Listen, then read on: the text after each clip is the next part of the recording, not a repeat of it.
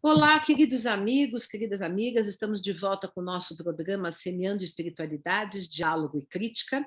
Hoje temos um convidado muito interessante, que vai trazer uma contribuição muito importante para nós, e nós saudamos aqui todos os nossos seguidores do canal Paz e Bem, da Associação Brasileira de Pedagogia Espírita e da Universidade Luiz Pampédia, que nós estamos ligados aqui nesse vínculo para fazer esse programa.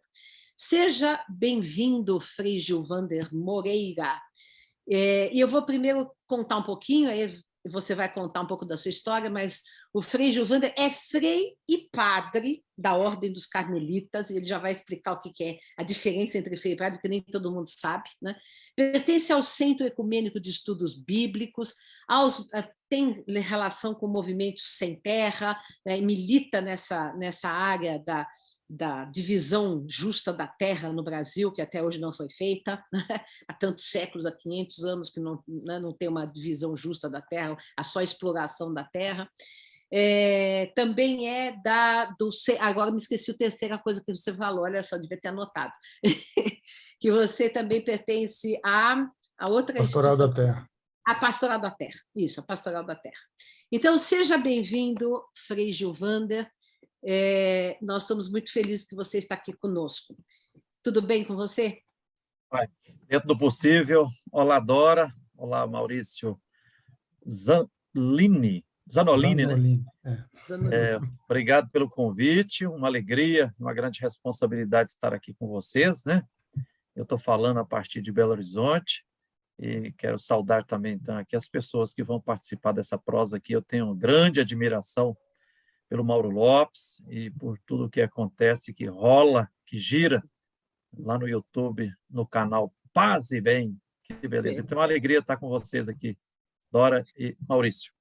Frei Gilvander, eu vou pedir para você, em primeiro lugar, contar um pouco da sua história de vida, como é que você chegou a fazer o que você faz hoje, toda essa militância, essa união entre espiritualidade e militância social e política. Como é que foi essa trajetória? Conta para nós um pouco. Então, eu falei assim, para você, com gratidão aí, você foi muito generosa na minha apresentação aqui, mas eu, no último dia 2 de outubro, completei 58 anos de vida, né? E estou morando em Belo Horizonte, missionário ambulante por Minas Gerais. Como você falou, eu sou agente pastoral e também assessor da Comissão Pastoral da Terra, CPT, no estado de Minas Gerais.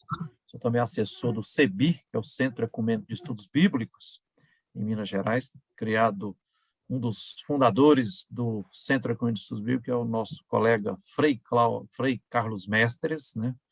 Ele cuida assim da cozinha da teologia da libertação, ajudando o povo a democratizar o acesso à Bíblia, né? Fazendo uma leitura popular, comunitária, militante, ecumênica, macroecumênica, transformadora, né? E há mais de 20 anos também eu estou comprometido com a luta dos vários movimentos sociais no campo e na cidade, no estado de Minas Gerais. Mas, acima de tudo, quando as pessoas me perguntam assim, se apresente, eu sou um camponês que saiu da roça, mas a roça continua em mim, né? Nasci sem terra, sem moradia, com a minha família fui forçado a me tornar migrante com apenas 4 anos de idade. Fui criado no noroeste do estado de Minas Gerais, precisamente nos municípios de Unaí e Arinos. Unaí, o município onde, dia 28 de janeiro de 2004, massacrou os 4 fiscais do Ministério do Trabalho lá, que estavam apurando a existência de trabalho submetido à situação análoga de escravidão, né? E na minha infância e na minha adolescência, Dora e Maurício, eu tive uma experiência que me marcou indelevelmente, e isso tem, se não determinado, mas orientado e condicionado muitas das minhas opções, né? Porque dos meus 4 anos de idade até os 12, mais ou menos, praticamente eu fui quase que escravo do latifúndio e dos latifundiários nos municípios de Unaí e Arinos, né? Junto com o papai e a mamãe, e minha irmã, 2 tios, a gente trabalhando no sistema A6, na lavoura, né, fazendeiros e grandes latifundiários, né? Eles diziam que eram os donos da terra, a gente acreditava, e aí a gente trabalhava o sistema A6, né? Eles diziam que entrava com a terra e com a semente de milho, arroz, feijão, mandioca, e nós entrávamos com a força do trabalho e com o suor. Porém, o combinado era 50% para um, 50% para outro, né? A gente trabalhava de sol a sol, né? Então, assim, fiz muitos calos nas mãos aqui, só pude começar a estudar aos 9 anos de idade, né? Aí, antes de começar a fazer calo com a caneta Bic aqui no dedo, fiz muitos calos nas mãos, né? E nesses meus 4, 5 anos já comecei a acompanhar o papai na roça lá, antes da nem carregar a enxada, arrancando berdoégua na mão, e depois plantando com a matraca quase do meu trabalho, tic-tac, plantando milho, feijão e tudo. E até ali por volta dos 13 anos, né, senti no meu próprio corpo as agruras do latifúndio e dos latifundiários, né, a brutalidade que é a injustiça agrária reinante que se reproduz cotidianamente no nosso querido Brasil. E aí a gente trabalhava de sol a sol, no cabo da enxada, muitos calos nas mãos, formiga nos pés, mosquitinho na orelha, né, suando muito. Todo dia à tarde a gente voltava para casa com, né, a camisa e a calça totalmente molhada de suor, né? Eu carregando, ajudando a mamãe a carregar marmita para levar para os companheiros lá na roça. Porém, uma espada de dor transpassava o meu coração quando, no momento da colheita, chegava o fazendeirão, o grande latifundiário, com o seu caminhão, ainda lembro como hoje, era um 1111, um 1113, né? E aí o combinado era para ele levar metade da nossa produção, mas na prática ele levava de 90% a 95%, quase a totalidade da nossa produção. Nossa. Por quê? Do plantio até a colheita, a gente acumulava uma dívida com o fazendeiro, porque ao lado da sede da fazenda tinha lá uma tal de venda.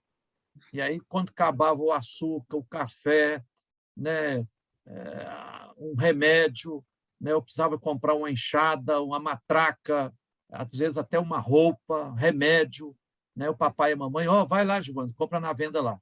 E a gente comprava a prazo, anotava lá numa tal de caderneta, combinado para a gente pagar no final da safra, só mais tarde, depois que eu fui descobrir que o fazendeiro cobrava de 4 a 5 vezes mais caro do que o preço lá na cidade. Mas como a gente era pobre, não tinha como ir comprar lá na cidade, né?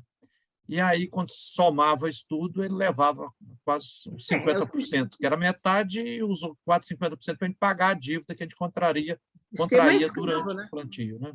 Sistema análogo à escravidão, totalmente, né? Exatamente. E para entender muito bem esse trem aqui, Dora, depois, quando eu fazendo o meu doutorado aqui, que aí eu tive que ler e reler várias vezes, ler, reler, ler, o livro do grande sociólogo José de Souza Martins, O Cativeiro da Terra.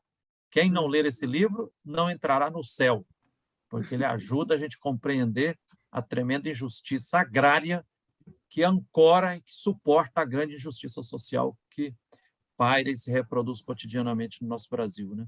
E mas é uma aí, coisa que Dora, dura 500 anos e não termina, né? Continua em pleno século XXI, né?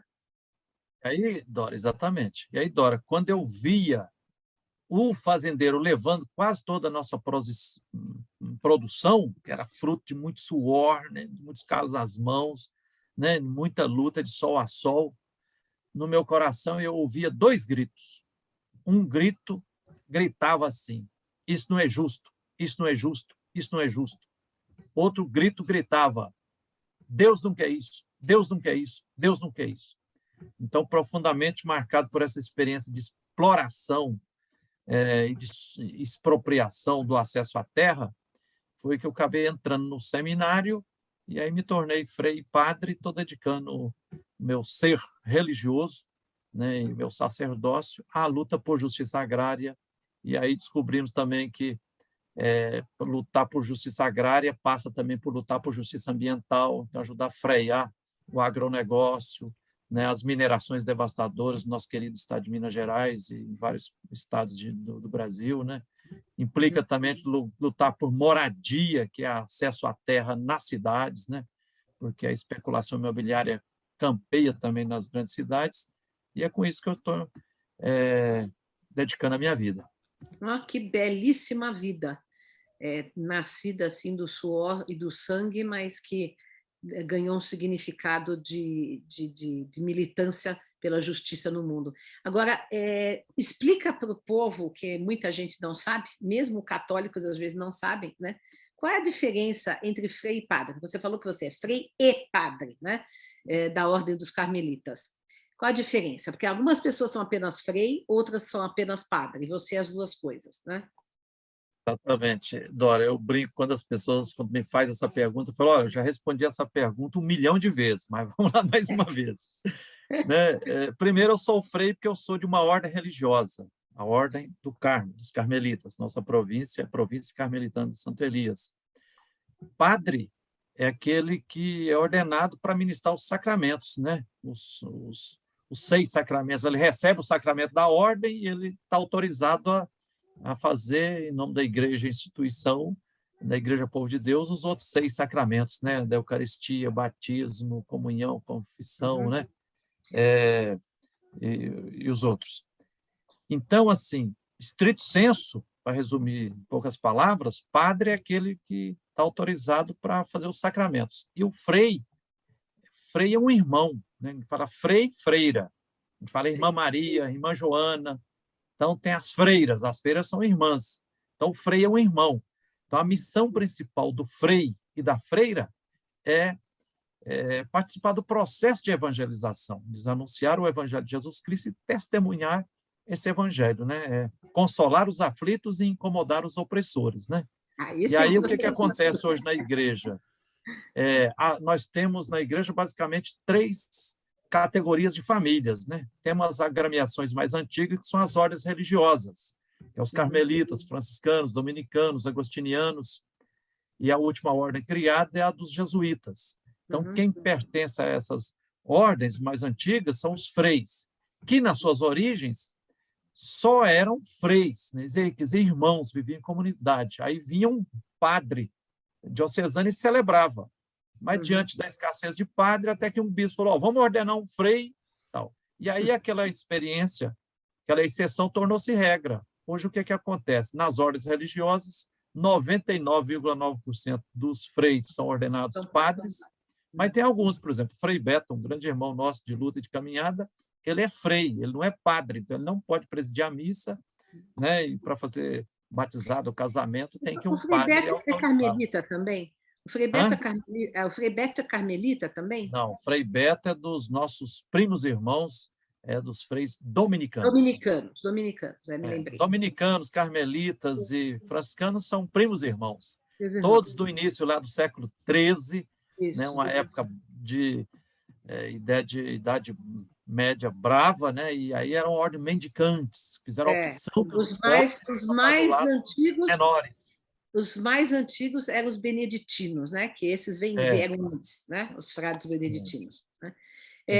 Então, agora fala para a gente, vamos comentar um pouquinho sobre esse cruzamento que existe há muitas décadas na América Latina, e hoje, felizmente, nós temos um Papa aí que também realiza nas suas maravilhosas encíclicas e toda a sua proposição, esse cruzamento entre a espiritualidade, o cultivo da fé e, ao mesmo tempo, a militância social, política, de transformação no mundo. Né?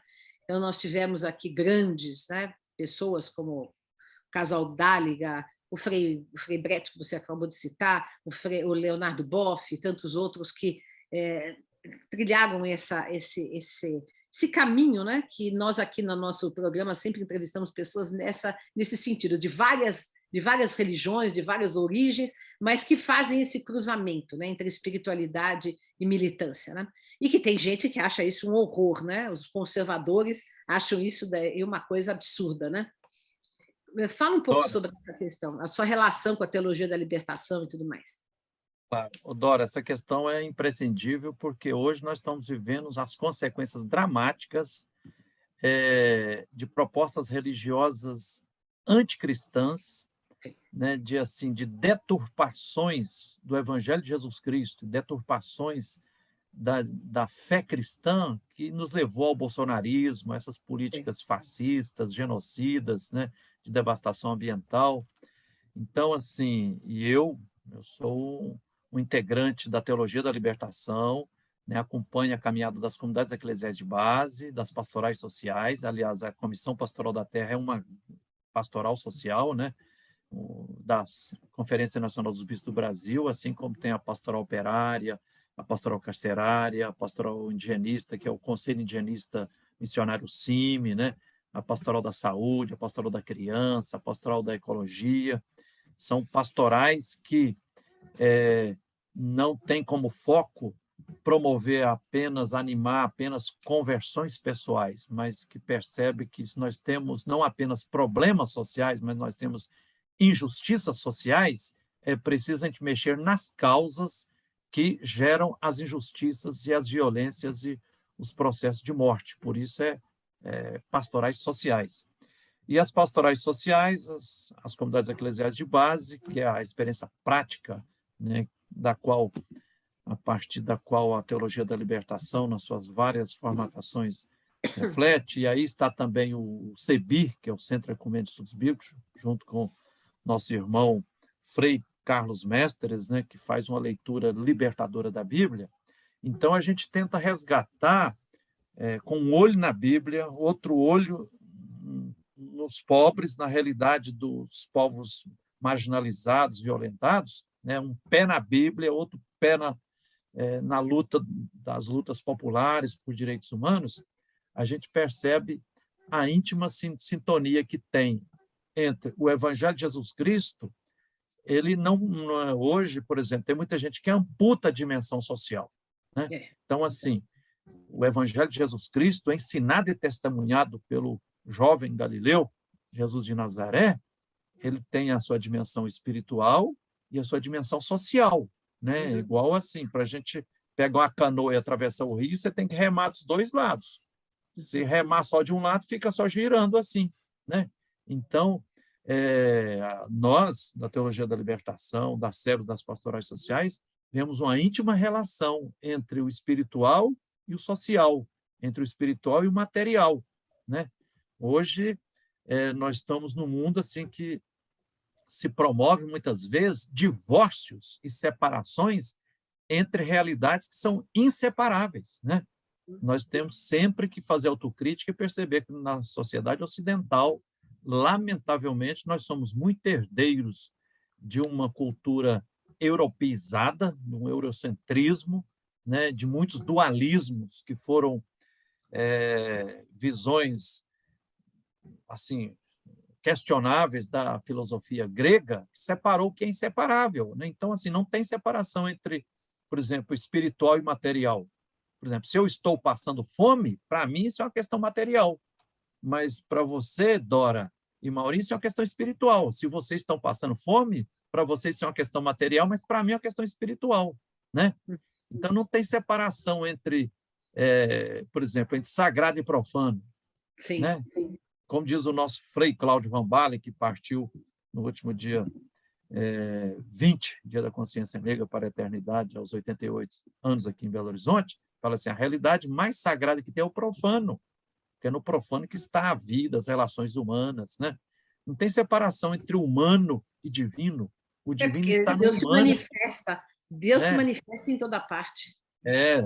Deus, o Espírito Santo de Deus permeia e perpassa todas as relações humanas, todas as relações sociais. Eu gosto muito de evocar o segundo versículo da Bíblia, né, que diz assim, no primeiro versículo, Deus criou o universo. No segundo o Espírito de Deus, tem muita tradução, paira sobre as águas, mas essa tradução não é boa. O Espírito de Deus está nas águas, permeia e perpassa as águas. E como ali é um poema, o primeiro capítulo do Gênesis na Bíblia, o Espírito de Deus está na água, mas não só na água. A água é uma metáfora de toda a realidade, quer dizer, toda a realidade é sagrada. Então, toda pessoa é humana, né? Como diz lá também no final do primeiro capítulo do Gênesis, nós somos imagem e semelhança de Deus, ou para dizer na linguagem do apóstolo Paulo, né? Somos templos do Espírito Santo. Então, não tem separação entre humano e divino, entre sagrado e pecador, né? Entre interno e externo, entre pessoal e social. Então, a teologia da libertação tenta resgatar essa sintonia que existe entre as várias dimensões da vida, né? E aí a gente percebe um grande mal que eu percebo que acontece hoje na prática e também teoricamente, é que muitas vezes as pessoas separam e aí reduz a religião à autoajuda, a um intimismo espiritual, a um espiritualismo, fica eu verticalmente relacionando com Deus, né? Reduz Deus a um quebra-galho, né? Então, Deus para arrumar emprego para o meu filho que está desempregado, curar minha mãe que está com câncer, isso tudo é quebra-galho, né? Deus é amor, o amor é Deus, né? O único poder que Deus tem é o amor. Deus não age de forma mágica, assim. Um Jesus Cristo fez os milagres, mas nas entranhas do humano e das relações sociais, né? Não é uma mágica os milagres feitos por Jesus, né? Foram atos de amor, né? Foram atos de amor. E a gente, mas as pessoas estabelecem com Deus essa relação de barganha, né? De barganha, e não de sentir Deus dentro de si para manifestar Deus na sociedade. Maurício quer falar? Frei Gilvander, você falou essa coisa do remo, né? Quer dizer, você tem que ter remado dos dois lados, não dá para remar de um lado só, porque senão você fica girando.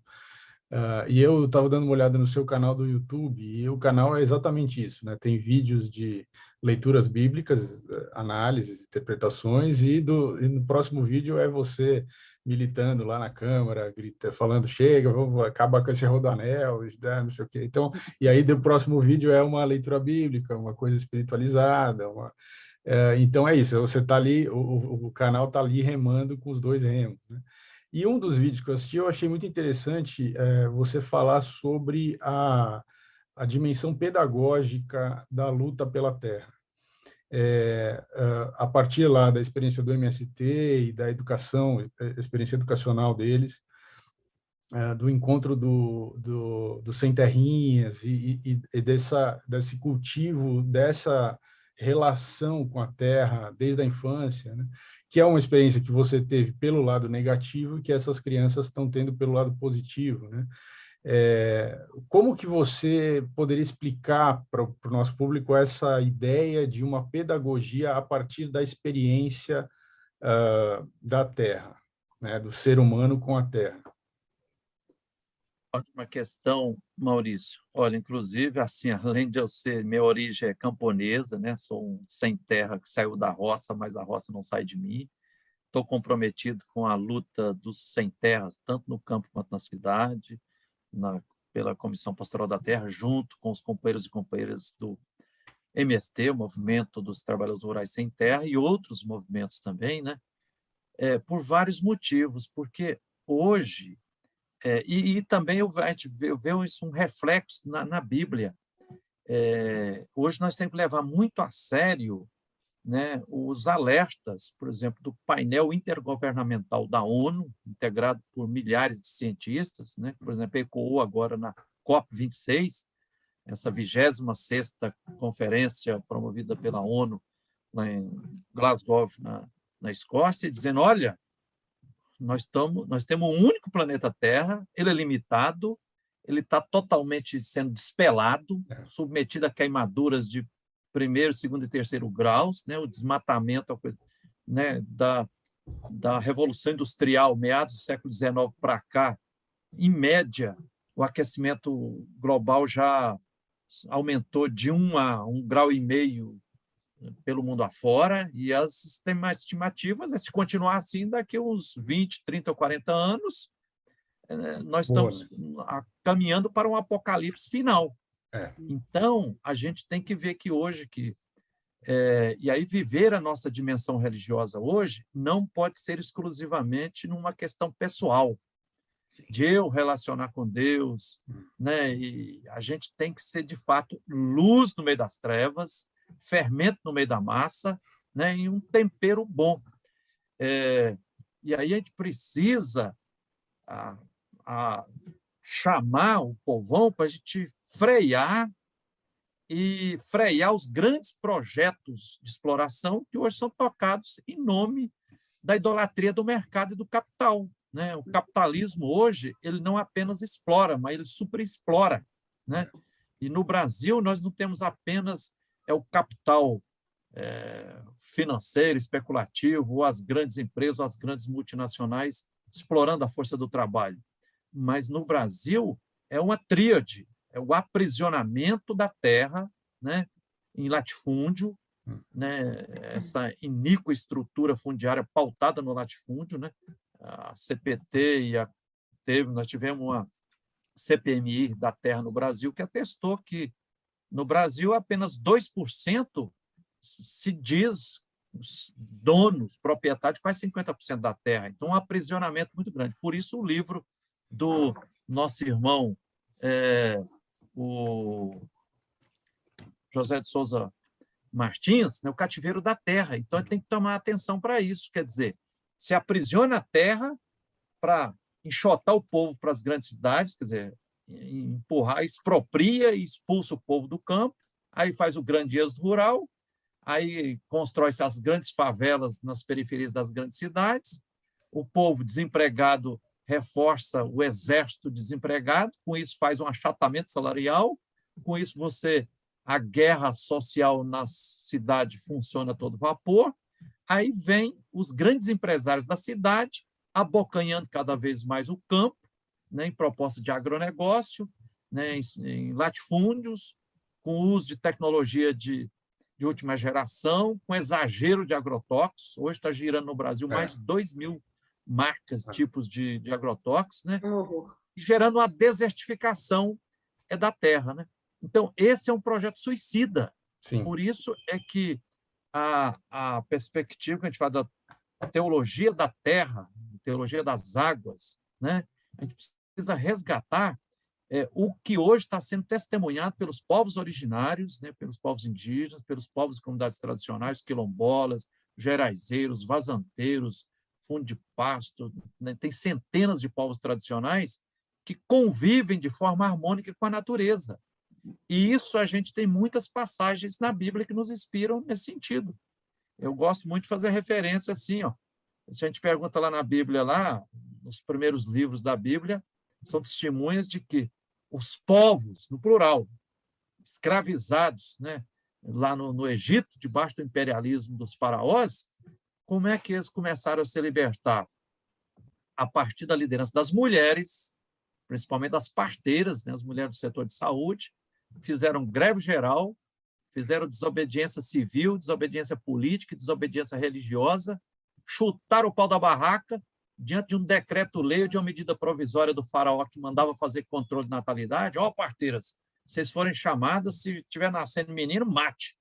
Deixa nascer só controle de natalidade. Naquela época, tinha uma interpretação religiosa que dizia que o faraó era a voz de Deus. Aí elas, está cheirando mal esse trem. Desconfiaram mineiramente, fizeram greve geral, fizeram desobediência civil, religiosa, política e econômica, e isso tornou possível o nascimento de Moisés e de tantas outras crianças. Né? Então, quer dizer, o processo de libertação começa com rebelião. Depois eu gosto e principalmente sobre a liderança das mulheres, né? Do setor de saúde. Depois eu gosto de lembrar também, no meio da Bíblia, precisamente no capítulo 65, lá do livro de Isaías, está a grande utopia. É lindo. Isaías 65, de 17 a 25, está lá, eis o novo céu e a nova terra. Ó, quem viver menos vai viver uns 90, 100 anos. Está chegando o tempo em que quem construir casas, nelas morarão. Quem trabalhar e produzir, gozará os frutos do seu trabalho. Né? O lobo vai comer no mesmo prato com o cordeiro. Quer dizer, é o sonho, a utopia dos povos escravizados, né? Exilados ali, que é interpretado como um sonho, a utopia de Deus, é de um mundo transfigurado, superando as relações da exploração capitalista, superando a mais-valia, né? Porque na sociedade capitalista, o que acontece? 99% da classe trabalhadora trabalha e produz não para si mesmo, mas produz para os patrões e para a turma do capital, né? Só que em Belo Horizonte, nos últimos 14 anos, acompanhando a luta das ocupações, nós ajudamos a construir em Belo Horizonte 130 ocupações nos últimos 14 anos, nas quais foram construídas 30 mil moradias. E eu gosto de perguntar às pessoas das ocupações, assim, que a maioria do pessoal, quase todos trabalham nas profissões manuais, né? Que eram as profissões dos escravos lá e continua hoje. Aí o pessoal que trabalha na construção civil, como ajudante pedreiro, carpinteiro, ferreiro e tudo. Falei, e agora? Feliz construindo essa casinha? Frei Gilvan, estou construindo a nossa casinha aqui na ocupação.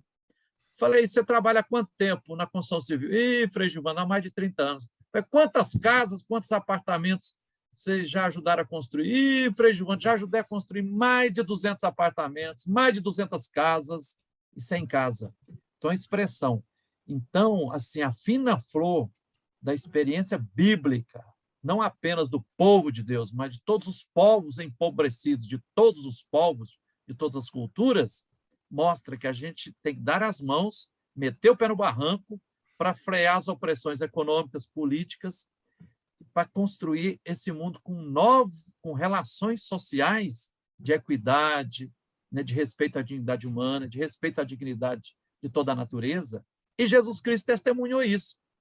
Dora e Maurício, eu gosto de dizer que, se a gente for dividir assim, a missão de Jesus Cristo em duas partes, e a gente vê lá, principalmente nos 3 evangelhos chamados sinóticos, né? Mateus, Marcos e Lucas, na primeira parte da missão de Jesus, lá mais na periferia, na Galileia, o que predomina é um Jesus sendo compassivo, misericordioso, terno, sendo solidário, fazendo os milagres, abraçando as mulheres, as crianças, os adoecidos, os paralisados, os estrangeiros, os órfãos e as viúvas, é a solidariedade. Aí, quando chega no meio da missão pública de Jesus, diz os biblistas, eis que aparece uma crise, chamada de crise galilaica. Qual?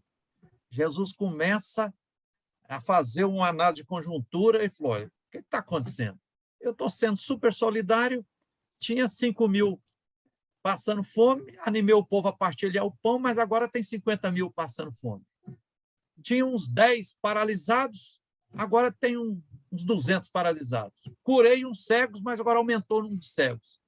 Jesus chega à conclusão que não bastava atuação solidária nas relações interpessoais, né? Porque ele estava enxugando gelo, ele estava sendo solidário no varejo, e aí ele começa a perceber que tem muita gente passando fome, paralisado, cegado, excluído, violentado, não é por causa das mazelas pessoais, porque a pessoa é egoísta, não sei o que lá mais, consegue perceber que são relações sociais do poder político, do poder econômico, do poder religioso, que está impondo essas injustiças.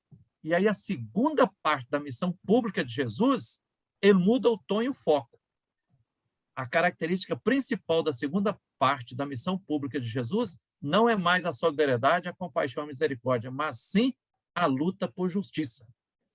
Aí começa a dar nome aos bois e chamar na regulagem os opressores. Falou, esse Herodes, esse governador aí, uma raposa, comedor de suor de pobre, um vampiro, comedor do sangue do povo escravizado.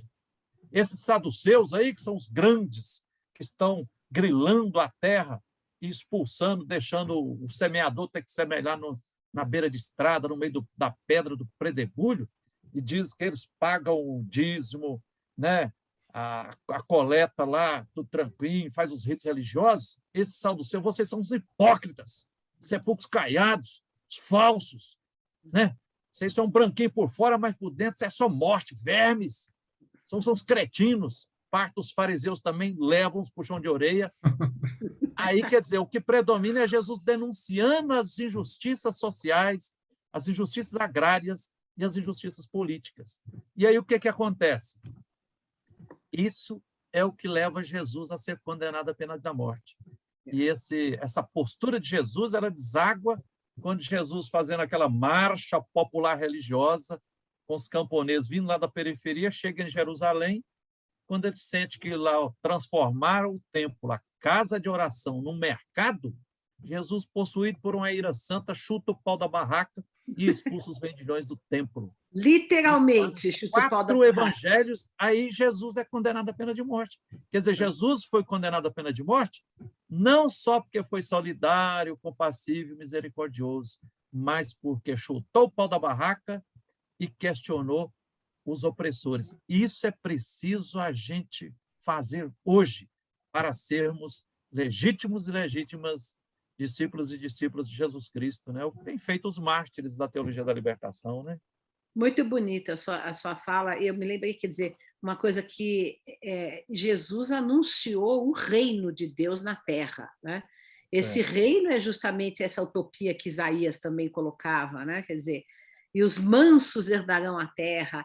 Quer dizer, na verdade, existe um anúncio aí também de Jesus de um mundo melhor, né? Quer dizer, então, os cristãos estão convocados a participar da construção desse mundo e é preciso desmontar essas estruturas injustas, né? Nós estamos caminhando aqui já para nossos finalmente, mas vamos conversar também um pouquinho sobre um assunto terrível, que é o seguinte: como que todas essas lutas de que você participa estão mais difíceis e como que todas as questões que nós estamos aqui tratando estão se tornaram mais sombrias nesta vigência de um governo de extrema direita, né, que está matando, que está desmatando, que está desconstruindo todo e qualquer mínimo benefício social que os trabalhadores tinham, enfim. Como é que tem sido a sua luta e a luta dos seus companheiros neste momento histórico grave que o Brasil atravessa, né?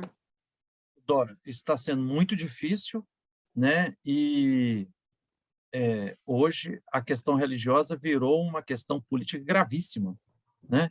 E eu tenho refletido com a companheirada, assim, com as lideranças, com o povo, que a gente tem que lidar com a dimensão religiosa das pessoas de uma forma tremendamente libertadora, porque enquanto imperar na sociedade os dogmatismos, fundamentalismos, os moralismos, né, a esquizofrenia e o divórcio entre fé e política, o divórcio entre evangelho e dimensão social da vida, enquanto perdurar isso, nós estaremos sendo cúmplices das opressões, das violências que pairam hoje em cima da Mãe Terra, dos camponeses, né, dos indígenas, dos quilombolas, do povo negro, o racismo, né, em cima das mulheres com o feminicídio, né? Então, hoje, é preciso a gente resgatar, né, a fina flor do Jesus histórico, né, das primeiras comunidades cristãs que combinavam as várias dimensões da vida, né? Combinava a solidariedade com a luta pela justiça, combinava a misericórdia, mas com a indignação, né? A compaixão e a indignação.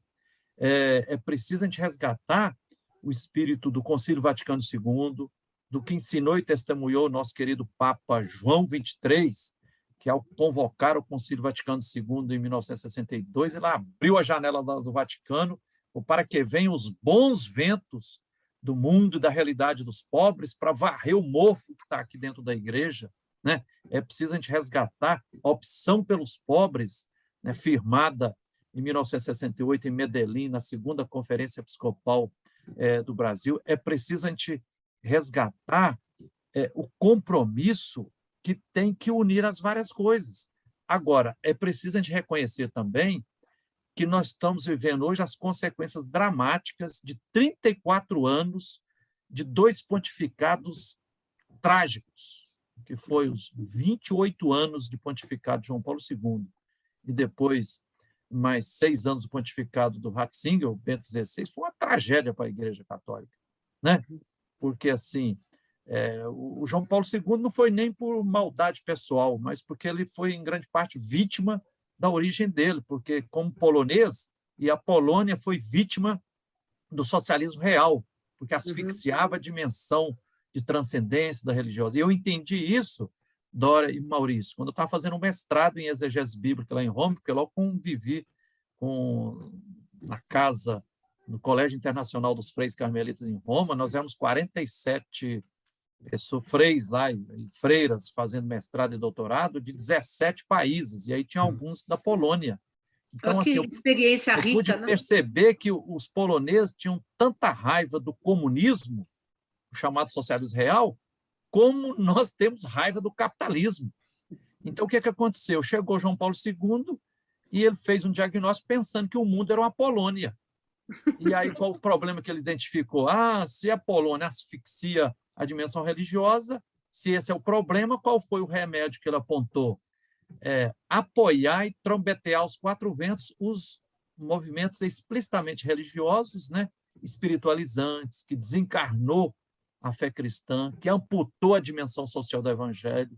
Aí criou o tal do movimento dos Legionários de Cristo, que depois se revelou como um antro de pedofilia, né, Comunhão Liberação, né, Opus Dei, afundada com TFP, Tradição, Família e Propriedade, cúmplice da ideologia da prosperidade, né? E perseguiu mais de 500 teólogos, né? Tem uma carta do nosso saudoso e grande profeta Dom Pedro Casaldáliga, que ele demonstra assim que o Ratzinger, como braço direito de João Paulo II, perseguiu, mandou calar, silenciar mais de 500 teólogos da teologia da libertação pelo mundo afora. Foi uma verdadeira inquisição, né? Foi uma verdadeira... E isso aí, Dora, fez o contrário do que o bom pastor propõe. Por exemplo, lá no capítulo 10 do Evangelho de João, tem uma metáfora muito bonita lá, que é a do bom pastor, né? O bom pastor, qual que é aquele? Que é aquele que abre a porteira do curral, do redil, convida as ovelhas pelo nome, relação de proximidade, e convida e guia as ovelhas que estavam no curral, no redil, para ir para verdes pastagens, para conquistar vida em abundância e liberdade, para ir para o público, espaço aberto. Aí o que está acontecendo agora aqui, nesses 34 anos de pontificado de João Paulo II e Bento XVI? Fez um fenômeno exatamente o contrário. Os líderes religiosos, sejam padres, pastores ou leigos, né, afundado em água benta, em movimentos espiritualistas, em propostas moralistas, fundamentalistas, assim, leituras literalistas da Bíblia, negando uma interpretação libertadora da Bíblia, fez um movimento contrário. Em vez de convidar o povo para ocupar os espaços públicos da sociedade, ficou todos os líderes convidando o povo para ir para dentro das igrejas. E aí o povo foi ficando entocado, na toca, e na toca, e na toca. E aí o espaço público, o que aconteceu? Aí, diz o capeta instaurado e inoculado aí nas relações sociais e nas estruturas de poder, nadou de braçada. Então, quer dizer, esse caranguejamento, essa negação da opção pelos pobres, essa amputação da dimensão social do evangelho, o descompromisso com os pobres, né, as posturas moralistas, né, de ficar excluindo da igreja, muitas vezes, do acesso à comunhão, os divorciados, desquitados, né, os ateus, os homossexuais. Quer dizer, isso aí jogou o povo na mão dos pastores fundamentalistas, e aí depois, agora que nós temos no Congresso Nacional 4 padres que são deputados de esquerda, lá, lutando pelas causas sociais, e mais de 100 pastores que estão lá fazendo a bancada da Bíblia, que está assim com a bancada do boi e a bancada da bala. Veja que absurdo essa coisa trágica. As pessoas religiosas, né? Aliás, a última eleição demonstrou isso, né? Se a eleição tivesse acontecido só dentro das igrejas, católica e as outras cristãs no Brasil, Bolsonaro teria ganho da mesma forma.